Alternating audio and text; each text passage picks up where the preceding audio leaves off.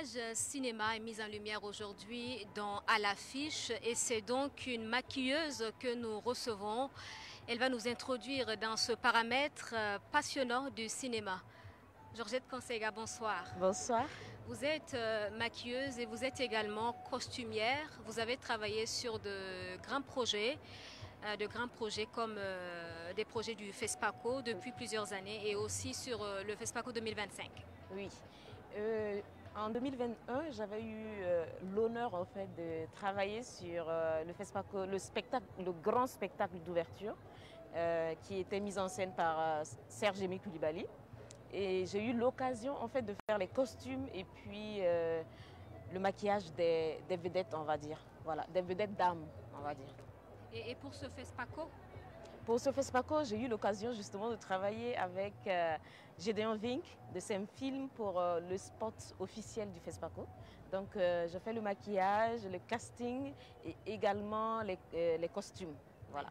Alors on entend bien sûr ce que c'est en quelque sorte de façon générale une maquilleuse, qu'est-ce qu'elle fait sur le plateau, une costumière. Mais il y a certainement des paramètres que vous devez nous apprendre. Bon, moi, je dirais déjà ce que je dis en général aux jeunes filles que je forme en fait. Être maquilleuse, c'est pas donné à tout le monde.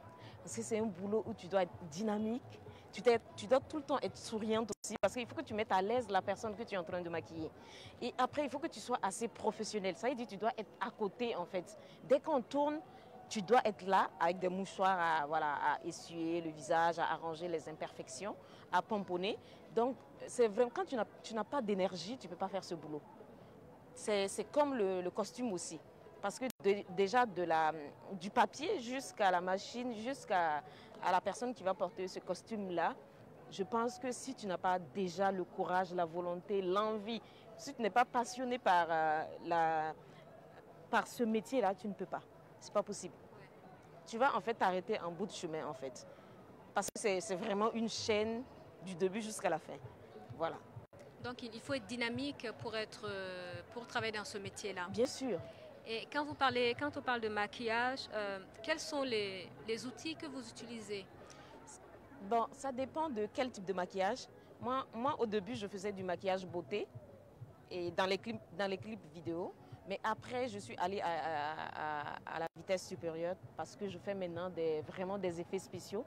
Je fais le vieillissement, les cicatrices, les blessures, les brûlures, voilà, des trucs comme ça. Et par exemple, on utilise par exemple du latex ici pour faire les blessures, par exemple. On utilise aussi, on va dire quoi, des noircisseurs. Je ne sais pas si vous connaissez. Après, on utilise le sein, en fait, que nous, en général, on n'arrive pas à l'avoir ici. Donc, ce qu'on fait, c'est quoi? On les fabrique nous-mêmes.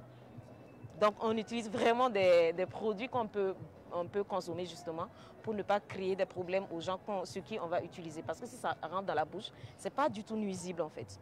C'est vraiment alimentaire, en fait, qu'on utilise pour faire le sein. Donc, il y a le sein, évidemment. Et puis, voilà.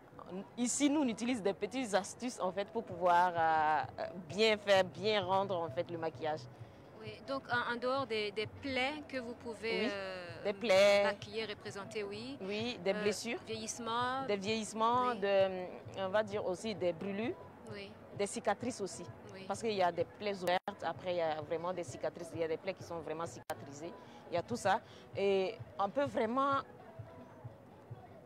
rendre quelqu'un assez... En fait, c'est ça. Et puis rendre quelqu'un très... Oui, lui donner l'aspect qu'on souhaite. Oui. Tout ce qu'on veut en fait. Oui. N'importe quelle situation en fait. Oui. Voilà. Est-ce que vous avez des cheveux, des barres par exemple, que vous greffez à certains? Mais bien sûr. Oui. Après, je pense qu'ici, on est très limité en fait par les produits. Donc, ce qu'on fait, c'est quoi? On fait avec ce qu'on a. Et en fait, justement, c'est à ce niveau-là que joue l'esprit créatif en fait.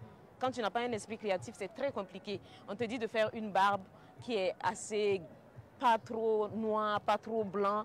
Bon, quand tu n'as pas les produits qu'il faut, on crée vraiment avec les mèches, la base, quoi, ce qu'on a ici, oui. Localement. Oui. Est-ce qu'il y a des aspects particuliers auxquels il faut faire attention On a souvent entendu parler de raccords Mais, dans, mais bien sur sûr, les ça c'est le plateaux de minimum. cinéma. Oui, ça c'est le minimum, je pense. Parce que quand tu vas maquiller une dame tout de suite, on peut dire couper, il y a un problème technique. Ils vont dire, voilà, le tournage c'est demain. Après, il faut que tu saches à quel moment, à quel niveau la personne est couchée, comment le maquillage était fait, tu l'avais maquillé juste à quel niveau, comment le sang coulait. En fait, il faut prendre des photos, filmer pour pouvoir justement avoir ce bon raccord-là après. Depuis combien de temps vous faites maquilleuse, costumière? Euh, je pense que ça fait quand même un peu longtemps parce que j'ai commencé avec Françoise Sédego, qui n'est plus à présenter, une maquilleuse professionnelle du Burkina. Et en 2012-2013, et après, plusieurs années après, j'ai essayé d'aller en solo. Et voilà, avec l'acharnement, vraiment la passion, je pense que voilà, j'arrive à travailler moi-même. Oui. Mais maintenant, effets spéciaux, d'abord j'ai commencé par beauté en fait. Et après, voilà, je suis allée en effets spéciaux il y a 5-6 ans. Non, on va dire 7 ans. Voilà. Quelle est la différence entre un maquillage cinéma pour la télé, pour l'écran, et un maquillage pour la vie quotidienne? Déjà, un maquillage pour la vie quotidienne, c'est vraiment l'esthétique. Il faut que ce soit joli, il faut vraiment, voilà.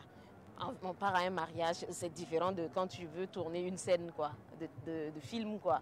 Parce que déjà, il faut matifier le teint, ça ne doit pas briller trop. Les fards, souvent, il faut vraiment en fonction de la tenue. Il faut aussi discuter avec le réalisateur, qu'est-ce que tu veux. Ça veut dire, c'est vraiment c'est toute une situation en fait, toute une histoire. Il y a une histoire derrière, comment la personne était avant. En fait, il faut vraiment raconter une histoire, en fait, le maquillage. Oui, le maquillage raconte une histoire. C'est ça, en fait. Donc, beauté, pour aller à un mariage, c'est complètement différent de si c'est pour un film, en fait. Il faut suivre le scénario aussi, donc, oui. donc le personnage, donc oui. voilà. Et justement, parlant de scénario, quand il y a un film à tourner, que le réalisateur vous contacte, on vous envoie le scénario, vous le lisez, ou comment ça se passe jusqu'à ce que vous tourniez sur le plateau? Oui, déjà, tout comme les clips aussi, parce que c'est pareil aussi. Parce qu'il y a des clips, déjà, on t'envoie la musique. Moi, je veux écouter, en fait, la musique. Donc, je l'écoute, je regarde déjà si j'ai envie de travailler sur le projet.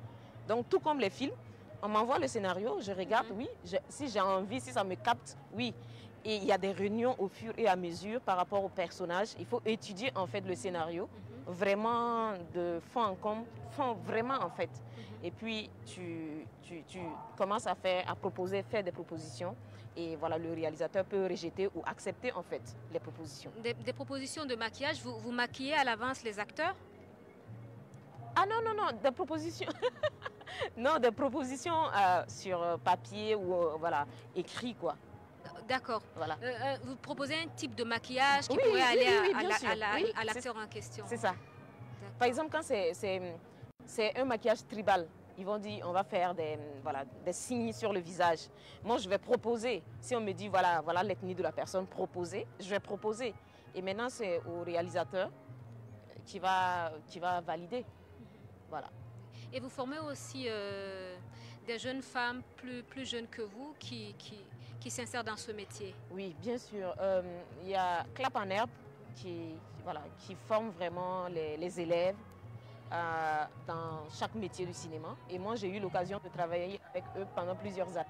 Donc, j'ai eu vraiment à former plusieurs élèves dans le maquillage.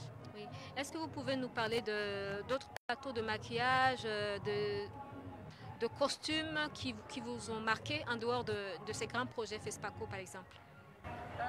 Oui, bien sûr. Il y a le projet avec Anatole, je ne sais pas si vous connaissez, de Grâce Théâtre, avec Hildever Meda. Oui. On l'a fait l'année surpassée pour la Coupe du Monde, je pense. Oui, la Coupe du Monde. Et c'était vraiment des trucs de 5 minutes, des capsules de 5 minutes. Et c'était super. J'ai vraiment aimé travailler sur les costumes, proposer et aussi proposer le maquillage. Et c'était super bien, sérieusement. Ça s'est vraiment bien passé avec tous les acteurs en fait et aussi le réal. Quel est le salaire minimum d'une maquilleuse? Non, moi je pense que ça dépend. Ça dépend du projet, ça dépend de quel réalisateur. Ça dépend aussi de la maquilleuse en fait. Mais est-ce qu'en général, le métier de maquilleuse ou de costumière, ça paye bien, comme on dit au Burkina? Moi, c'est comme je dis tout le temps. Moi, je pense que c'est une question d'organisation. Tout est une question d'organisation. Si j'ai 500, je ne vais pas me lever, aller m'asseoir dans un restaurant qui coûte minimum 5000. Donc, je pense que ce qu'on gagne, c'est vrai que oui, il y a des moments où on nous appelle c'est chaud, mais il y a quand même des moments où oui, c'est vraiment bien payé en fait. Sérieusement, c'est bien payé. Ça veut dire on te prend à la valeur de ce que tu es. On connaît ton travail, on se dit on te veut et ils payent vraiment à la valeur de ce que tu es. Est-ce qu'aujourd'hui, le modèle de vos costumes a évolué, a changé parce que la tendance aujourd'hui est vraiment